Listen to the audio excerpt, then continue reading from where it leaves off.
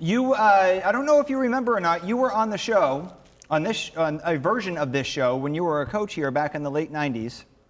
And I have a picture. It's you and your daughter, Maddie, right? Yeah, Maddie. Yeah, and me, I apparently was into eating people at that particular point in time.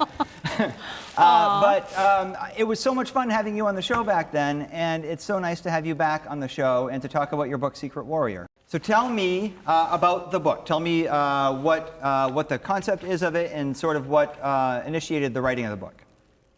Well, it's a personal memoir, and it's something I wanted to do for a long time. When I was 39, and even before then, I was thinking about writing it. And I was able to coach in the national championship while at Michigan State. And I thought that might be a good time to come out with a story. But then decided it might be better just to wait and to coach and continue to do so at Michigan State, then go on to Duke. And it just seemed like the right time, stepping away from Duke, taking a break from coaching, and just really telling my story from being diagnosed with bipolar disorder at the age of 30, and the wonderful loyalty and experiences I had at the University of Maine, especially with those teams, that helped pave the way for me and my family to coach at Michigan State and at Duke. And it's an interesting story, some dark moments, some light moments, but some great moments overall. Now, correct me if I'm wrong, and I'm wrong a lot, but my understanding is that your first episode that you recognized the bipolar disorder happened when you were on the phone with Jamie Cassidy, who at the time was a recruit. Is that correct? Yeah, it was that week and that time that I was not acting as normally as I should. And then that phone call was definitely an example of me being slightly out of it.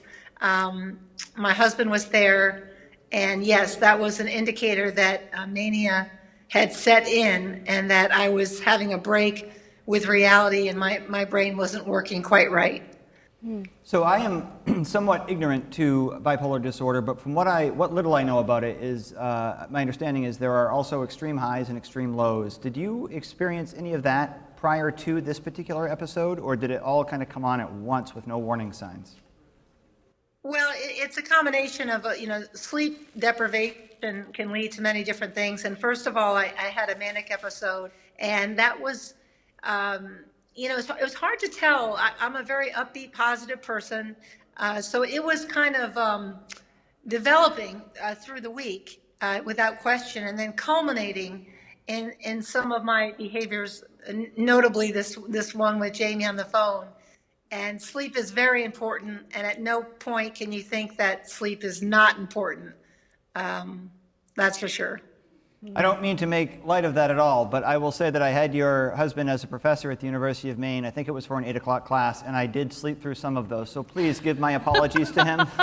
I felt bad about it ever since. I swear it was just because I wasn't getting enough sleep the night before, but he was a tremendous professor and very understanding. I'll have to tell him that you send your best.